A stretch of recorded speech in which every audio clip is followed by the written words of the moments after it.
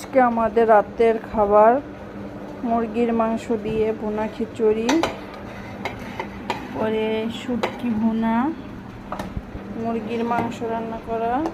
এই হচ্ছে আমার আজকের খাবার,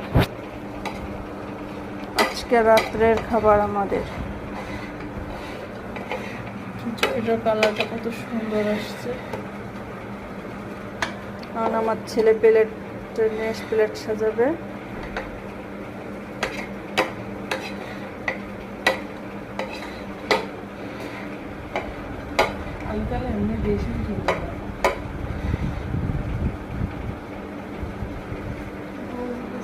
কি সালাদ, লেবু, পেঁয়াজ।